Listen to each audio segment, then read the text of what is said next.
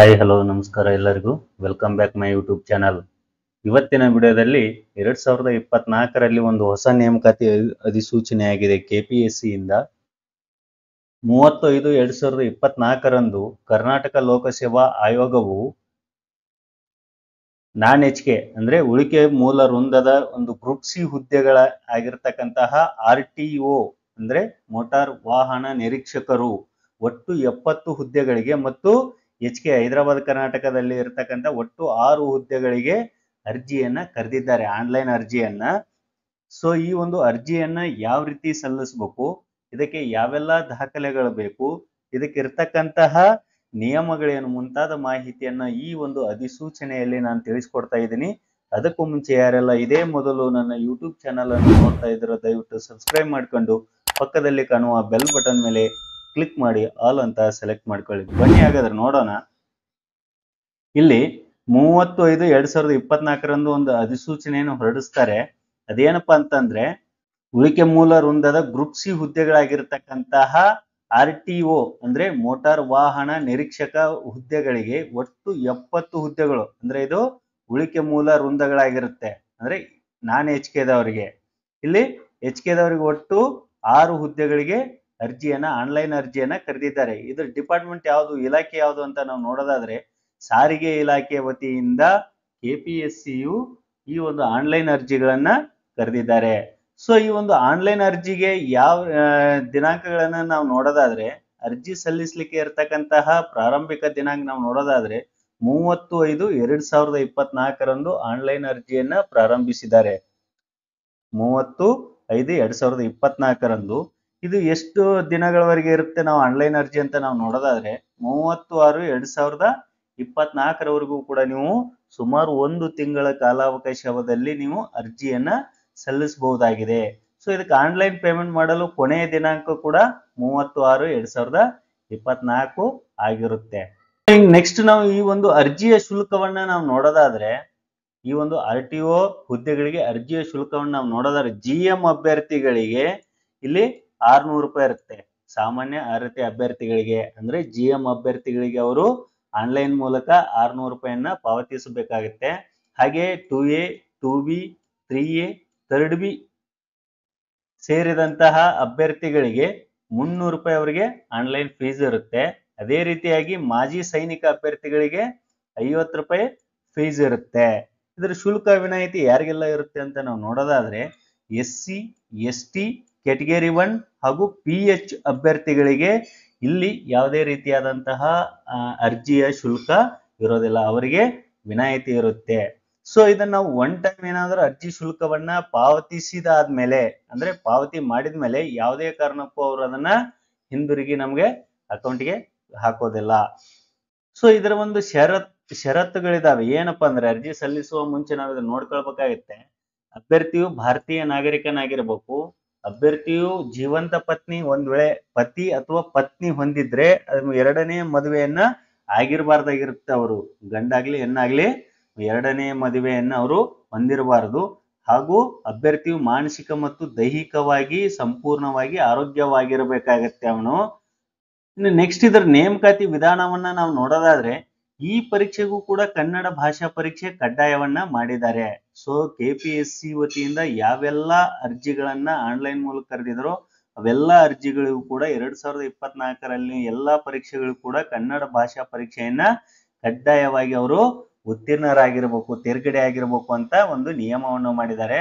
So ಈ ಒಂದು ಕನ್ನಡ ಭಾಷಾ ಪರೀಕ್ಷೆಯ ಬಗ್ಗೆ ನಾನು ಈಗಾಗಲೇ ಒಂದು ವಿಡಿಯೋ ಮಾಡಿದ್ದೀನಿ. ಸೊ ನೀವು ಅದನ್ನು ಕೂಡ ನೋಡ್ಕೊಂಡು ಬಂದು ಇಲ್ಲಿ ಚೆಕ್ ಮಾಡ್ಕೊಳ್ಬಹುದು. ಇನ್ನು ಇದರ ಒಂದು ಪರೀಕ್ಷಾ ವಿಧಾನ ಯಾವ ರೀತಿ ಇರುತ್ತೆ ಅಂತ ನಾವು ನೋಡೋದಾದ್ರೆ ಈ ಒಂದು ಪರೀಕ್ಷೆಗೆ ಒಟ್ಟು 2 ಪತ್ರಿಕೆಗಳು ಇರ್ತವೆ. ಇಲ್ಲಿ ಎಷ್ಟು ಪತ್ರಿಕೆಗಳು ಇರ್ತವೆ? 2 ಪತ್ರಿಕೆಗಳು ಇರ್ತವೆ. ಪ್ರತಿ ಪತ್ರಿಕೆಗೆ ಗರಿಷ್ಠ 100 ಅಂಕಗಳನ್ನ ಲಿಖಿತ ಪ್ರಶ್ನೆಗಳನ್ನ ಹೊಂದಿರುತ್ತೆ. ಇದು 100 ಅಂಕಗಳನ್ನ ಹೊಂದಿರತಕ್ಕಂತ ಒಂದು ಪ್ರಶ್ನೆ ಪತ್ರಿಕೆ ಒಂದೊಂದು ಹೊಂದಿರುತ್ತೆ. ಅದು ಪ್ರಶ್ನೆಗಳು ಯಾವ ರೀತಿ ಇರ್ತಾವ ಅಂತ ನಾವು ನೋಡೋದಾದ್ರೆ ವಸ್ತುನಿಷ್ಠ ಬಹು ಆಯ್ಕೆ ಮಾದರಿಯಲ್ಲಿ ಇರುತ್ತೆ. ಅಂದ್ರೆ ಒಂದು ಕ್ವಶನ್ಗೆ 4 ಆನ್ಸರ್ಗಳು ಇರ್ತವೆ. ಸೊ ನಾವು ಅದಕ್ಕೆ ಒಂದನ್ನ ಆಯ್ಕೆಯನ್ನ ಮಾಡ್ಬೇಕಾಗತ್ತೆ. ಸೊ ಇನ್ನೊಂದು ಮೇಜರ್ ಪಾಯಿಂಟ್ ಏನಪ್ಪಾ ಅಂದ್ರೆ ಈ ಪರೀಕ್ಷೆಯಲ್ಲಿ ನೆಗೆಟಿವ್ ಅಂಕಗಳು ಇರುತ್ತೆ. ಅಂದ್ರೆ 4 ನೀವು ತಪ್ಪು ಮಾಡಿದ್ರೆ 1 ಅಂಕ ತಪ್ಪಾಗುತ್ತೆ. ಅಂದ್ರೆ 0.5 25 ರಂಗೆ ಇಲ್ಲಿ ಋಣಾತ್ಮಕ ಅಂಕಗಳನ್ನ ಕಡಿತಾರೆ 1/4 ಇಲ್ಲಿದೆಲ್ಲ ಆ ರೀತಿ ಇರುತ್ತೆ. ಇನ್ನು ಇದರ ಒಂದು ಪಠ್ಯಕ್ರಮ ಈ ರೀತಿಯಾಗಿರುತ್ತೆ. ಪ್ರಚಲಿತ ಘಟನೆಗಳಿರುತ್ತೆ, ದೈನಂದಿನ ವಿಷಯ ಇರುತ್ತೆ, ಸಂವಿಧಾನ ಇರುತ್ತೆ, ಕರ್ನಾಟಕಕ್ಕೆ ಸಂಬಂಧಿಸಿದಂತ ಭಾರತದ ಇತಿಹಾಸ, ಭೂಗೋಳ, ಆಮೇಲೆ ಪ್ರಾದೇಶಿಕ ಆಡಳಿತದ ವಿಷಯಗಳು, RDPR ಇಲಾಖೆಗೆ ಸಂಬಂಧಿಸಿದಂತಹ ಮಾಹಿತಿ ಇರುತ್ತೆ, ಆಮೇಲೆ ಕರ್ನಾಟಕದ ಪರಿಸರದ ಸಂಬಂಧಿ ಪ್ರಶ್ನೆಗಳು ಇರ್ತವೆ, ಅದರ ಅಭಿವೃದ್ಧಿಗಳ ಬಗ್ಗೆ ಇರುತ್ತೆ. ಸೊ ಈ ರೀತಿಯಾದಂತ ಎಲ್ಲ ವಿಷಯಗಳನ್ನದು ಒಳಗೊಂಡಿರುತ್ತೆ. ಇದು ಪತ್ರಿಕೆ 1ಕ್ಕೆ ಸಂಬಂಧಿಸಿದಂಗೆ. ಇಲ್ಲಿ ಪತ್ರಿಕೆ 2ಕ್ಕೆ ನಾವು ಸಂಬಂಧಿಸಿದಂಗೆ ನೋಡೋದಾದ್ರೆ ಇಲ್ಲಿ ಸಾಮಾನ್ಯ ಕನ್ನಡ, ಸಾಮಾನ್ಯ ಇಂಗ್ಲಿಷು, ಕಂಪ್ಯೂಟರ್ ಜ್ಞಾನ ಇರುತ್ತೆ. ಅಂದ್ರೆ 3 ವಿಷಯಗಳನ್ನ ಕುರಿತು ಈ 2ನೇ ಪತ್ರಿಕೆ ಹೊಂದಿರುತ್ತೆ.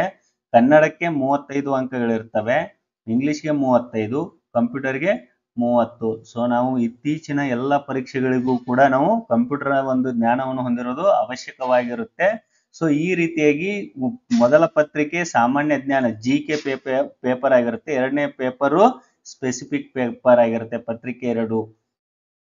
ಇನ್ನು ನಾವಿಲ್ಲಿ ಈ ಒಂದು ಹುದ್ದೆಯ ಒಂದು ಸಂಪೂರ್ಣ ಮಾಹಿತಿಯನ್ನು ನಾವು ನೋಡೋದಾದ್ರೆ ಇಲಾಖೆ ಯಾವುದು, ಮತ್ತೆ ಅದು ಯಾವ ಗ್ರೂಪ್ಗೆ ಬರುತ್ತೆ, ಅದರ ವೇತನ ಶ್ರೇಣಿ ಏನು, ಅದರ ವಿದ್ಯಾರ್ಹತೆ ಏನು, ಅದರ ವಯೋಮಿತಿ ಏನು ಅಂತ ನಾವು ನೋಡ್ತಾ ಹೋಗೋದಾದ್ರೆ ಇಲ್ಲಿ ನಾನು ಮೊದಲೇ ಹೇಳಿದ ಹಾಗೆ ಇಲಾಖೆ ಹೆಸರು ಯಾವ್ದಾಗಿರುತ್ತಪ್ಪ ಅಂದ್ರೆ ಇದು ಸಾರಿಗೆ ಇಲಾಖೆ ಆಗಿರುತ್ತೆ. ಸೊ ಹುದ್ದೆ ಹೆಸರು ಮೋಟಾರ್ ವಾಹನ ನಿರೀಕ್ಷಕರಾಗಿರುತ್ತೆ, ಅಂದ್ರೆ RTO. ಒಟ್ಟು ಇದು ನಾನ್ HKಗೆ 70 ಹುದ್ದೆಗಳಿರುತ್ತೆ ಮತ್ತು ಇಲ್ಲಿ HKಗೆ 6 ಹುದ್ದೆಗಳು ಇರ್ತವೆ. ಸೊ ಈ ಒಂದು ಹುದ್ದೆಯ ವೇತನ ಶ್ರೇಣಿ 33,450ರಿಂದ 62,600ವರೆಗೂ ಇದರ ಒಂದು ವೇತನ ಪೇ ಸ್ಕೇಲ್ ಆಗಿರುತ್ತೆ. ಸೊ ಇನ್ನ ಇದರ ವಿದ್ಯಾರ್ಹತೆಯನ್ನು ನಾವು ನೋಡೋದಾದ್ರೆ SSLC ಅವರು ಪಾಸ್ ಆಗಿರ್ಬೇಕಾಗಿರುತ್ತೆ. ಅದೇ ರೀತಿಯಾಗಿ ಮಸ್ಟ್ ಪಾಸಸ್ ಇನ್ ಡಿಪ್ಲೊಮಾ ಆಟೋಮೊಬೈಲ್ ಇಂಜಿನಿಯರಿಂಗ್, ಅಂದ್ರೆ ಈ ಒಂದು ಡಿಪ್ಲೊಮಾದಲ್ಲಿ ಅವರು ಆಟೋಮೊಬೈಲ್ ಇಂಜಿನಿಯರಿಂಗ್ ಅನ್ನು ಕೂಡ ಅವರು ತೇರ್ಗಡೆ ಆಗಿರ್ಬೇಕಾಗಿರುತ್ತೆ. ಇಲ್ಲಾಂದ್ರೆ ಇದರ ಬದಲಾಗಿ ಅವ್ರು ಏನಾಗಿರ್ಬೇಕಾಗಿರುತ್ತೆ BTech ಅಂದ್ರೆ ಆಟೋಮೊಬೈಲ್ ಇಂಜಿನಿಯರಿಂಗ್ BTech ಕೂಡ ಅವರು ಪಾಸ್ ಆಗಿರ್ಬೋದು, ಅಥವಾ ಮೆಕ್ಯಾನಿಕಲ್ ಇಂಜಿನಿಯರಿಂಗ್ ಕೂಡ ಅವರು ಹೊಂದಿರತಕ್ಕಂಥ ವಿದ್ಯಾರ್ಥಿಯನ್ನ ಹೊಂದಿರತಕ್ಕಂಥ ಅಭ್ಯರ್ಥಿಗಳು ಇದಕ್ಕೆ ಅರ್ಜಿಯನ್ನ ಸಲ್ಲಿಸಬಹುದಾಗಿದೆ. ಇದರ ಜೊತೆಗೆ ಅವ್ರು ಏನಾಗಿರ್ಬೇಕಂದ್ರೆ holding a driving licence authorise to drive motorcycle with gear and light motor vehicles, ಅವರು ಲೈಸೆನ್ಸ್ ಅನ್ನ ಇಲ್ಲಿ ಹೇಳಿರ್ತಕ್ಕಂಥ ಲೈಸೆನ್ಸ್ ಅನ್ನು ಕೂಡ ಅವರು ಹೊಂದಿರಬೇಕಾಗತ್ತೆ. ಅದೇ ರೀತಿಯಾಗಿ ಅವರು ಫಿಸಿಕಲ್ ಸ್ಟ್ಯಾಂಡರ್ಡ್ ಅನ್ನ ಈ ಕೆಳಕಂಡನ್ನು ತೋರಿಸ್ದಂಗೆ ಅವರು ದೈಹಿಕ ದಾರ್ಢ್ಯತೆಯನ್ನು ಕೂಡ ಅವರು ಇಲ್ಲಿ ಹೊಂದಿರಬೇಕಾಗಿರುತ್ತೆ. ಸೊ ಅದಕ್ಕೆ ಸಂಬಂಧಿಸಿದಂತ ದಾಖಲೆ ಈ ಒಂದು ನೋಟಿಫಿಕೇಶನ್ ಕೊನೆಯೊಳಗೆ ಆ ಫಾರ್ಮೆಟ್ ಸಿಗುತ್ತೆ, ನೀವು ಅದನ್ನ ನೋಡ್ಕೊಳ್ಬಹುದಾಗಿದೆ. ನೆಕ್ಸ್ಟ್ ಇದರ ವಯೋಮಿತಿಯನ್ನ ನಾವು ನೋಡೋದಾದ್ರೆ ಕನಿಷ್ಠ 18 ವರ್ಷ ಆಗಿರ್ಬೇಕಾಗಿರುತ್ತೆ ಅಭ್ಯರ್ಥಿಗೆ, ಗರಿಷ್ಠ 35 ವರ್ಷಗಳಾಗಿರ್ಬೇಕಾಗಿರುತ್ತೆ. ಯಾರಿಗೆ ಇದು ಅಂದ್ರೆ GM ಅಭ್ಯರ್ಥಿಗಳಿಗೆ ಗರಿಷ್ಠ 35 ವರ್ಷಗಳವರೆಗೂ ಕೂಡ GM ಅಭ್ಯರ್ಥಿಗಳು ಅರ್ಜಿಯನ್ನ ಸಲ್ಲಿಸಬಹುದು. ಆದ್ರೆ ಇಲ್ಲೇ ವಯೋಮಿತಿ ಸಡಲಿಕೆ ಇದೆ. ಯಾರಿಗೆಲ್ಲ ಇದೆ ಅಂದ್ರೆ 2A 2B 3A 3B ಇದವರಿಗೆ 3 ವರ್ಷಗಳ ಒಂದು ವಯೋಮಿತಿ ಸಡಲಿಕೆ ಇರುತ್ತೆ ಅವರಿಗೆ, ಅಂದ್ರೆ 38 ವರ್ಷಗಳವರೆಗೂ ಕೂಡ ಅವರು ಅರ್ಜಿಯನ್ನ ಸಲ್ಲಿಸಬಹುದಾಗಿದೆ. ಅದೇ ರೀತಿಯಾಗಿ SC ST ಕ್ಯಾಟಗರಿ 1 ಅಭ್ಯರ್ಥಿಗಳಿಗೆ 5 ವರ್ಷಗಳ ಒಂದು ವಯೋಮಿತಿ ಸಡಲಿಕೆ ಇರುತ್ತೆ. ಸೊ ಅವರು 40 ವರ್ಷದವರೆಗೂ ಕೂಡ ಅವರು ಅರ್ಜಿಯನ್ನ ಸಲ್ಲಿಸಬಹುದಾಗಿದೆ. ಇನ್ನು ಈ ಹುದ್ದೆಗಳ ವರ್ಗೀಕರಣ ರೋಸ್ಟರ್ ಪ್ರಕಾರ ನಾವು ನೋಡೋದಾದ್ರೆ ಯಾವೆಲ್ಲ ಕ್ಯಾಟಗರಿ ಅವರಿಗೆ ಯಾವೆಲ್ಲ ಮೀಸಲಾತಿಯನ್ನು ಇರ್ತಕ್ಕಂಥ ಅಭ್ಯರ್ಥಿಗಳ ಅರ್ಜಿಯನ್ನ ಸಲ್ಲಿಸಬಹುದು, ಎಷ್ಟೆಲ್ಲ ಹುದ್ದೆಗಳಿದಾವೆ ಅಂತ ನಾವು ನೋಡೋದಾದ್ರೆ ಇಲ್ಲಿ ರೋಸ್ಟರ್ ಪ್ರಕಾರ ಕೊಟ್ಟಿದ್ದಾರೆ. SC ST category 1 2A 2B 3A 3B ಸಾಮಾನ್ಯ ಅಭ್ಯರ್ಥಿಗಳು ಈ ರೀತಿಯಾಗಿ ಒಟ್ಟು 70 ಹುದ್ದೆಗಳ ಒಂದು ವರ್ಗೀಕರಣವನ್ನ ಅವರು ಮಾಡಿರ್ತಾರೆ. ಸೊ ನೀವು ಇದರ ಒಂದು ಪೂರ್ತಿಯಾದಂತ ವಿವರವನ್ನ ನಿಮ್ಗೆ ಬೇಕಾದ್ರೆ ನಾನು ವಿಡಿಯೋದ ಕೆಳಗೆ ಡಿಸ್ಕ್ರಿಪ್ಷನ್ ಅಲ್ಲಿ ಆ ಒಂದು ಅಧಿಸೂಚನೆಯ ಒಂದು ಲಿಂಕ್ ಅನ್ನು ಕೊಟ್ಟಿರ್ತೀನಿ. ಸೊ ನೀವು ಅದನ್ನು ಡೌನ್ಲೋಡ್ ಮಾಡಿಕೊಂಡು ಕೂಡ ನೀವು ನೋಡಬಹುದಾಗಿದೆ. ಆಮೇಲೆ ನಾವು ಇಲ್ಲಿ ಆನ್ಲೈನ್ ಅರ್ಜಿಯನ್ನು ಸಲ್ಲಿಸಲಿಕ್ಕೆ ಬೇಕಾದಂತಹ ದಾಖಲೆಗಳು ಯಾವ್ಯಾವು, ಅದನ್ನ ಯಾವ ದಾಖಲೆಗಳನ್ನ ನಾವಿಲ್ಲಿ ಅಪ್ಲೋಡ್ ಮಾಡಬೇಕು ಕಡ್ಡಾಯವಾಗಿ ಅಂತ ನಾವು ನೋಡೋದಾದ್ರೆ ಮೊದಲಿಗೆ ನಾವು ವಿದ್ಯಾರ್ಥಿಗೆ ಹೇಳಿರ್ತಕ್ಕಂತಹ ಎಲ್ಲ ಅಂಕಪಟ್ಟಿಗಳು ಅಂದ್ರೆ SSLC ಅಂಕಪಟ್ಟಿ, PUC ಅಂಕಪಟ್ಟಿ, ಡಿಪ್ಲೊಮಾ ಅಂಕಪಟ್ಟಿ, ಅದಕ್ಕೆ ಡಿಪ್ಲೊಮಾಗೆ ಸಂಬಂಧಿಸಿದಂತಹ ಘಟಿಕೋತ್ಸವದ ಪ್ರಮಾಣ ಪತ್ರ ಎಲ್ಲ ಅಂಕಪಟ್ಟಿಗಳನ್ನ ನೀವಿಲ್ಲಿ ಅಪ್ಲೋಡ್ ಮಾಡೋದು ಕಡ್ಡಾಯವಾಗಿರುತ್ತೆ. ಅದೇ ರೀತಿಯಾಗಿ ನಿಮ್ಮ ಜನ್ಮ ದಿನಾಂಕವನ್ನು ನಮೂದಿಸಿರ್ತಕ್ಕಂಥ ಒಂದು SSLC ಯ ಒಂದು ಅಂಕಪಟ್ಟಿಯನ್ನ ಕೂಡ ನೀವಿಲ್ಲಿ ಅಪ್ಲೋಡ್ ಮಾಡಬೇಕಾಗತ್ತೆ. ಆಮೇಲೆ DL ನಿಮ್ಮ ಒಂದು ವಾಹನ ಚಾಲನೆಗೆ ಸಂಬಂಧಿಸಿದಂತಹ ಲೈಸೆನ್ಸ್ಗೆ ಸಂಬಂಧಿಸಿದಂತಹ ಒಂದು DL ಅನ್ನು ಕೂಡ ನೀವು ತೆಗೆದುಕೊಂಡಿರಬೇಕಾಗಿರುತ್ತೆ.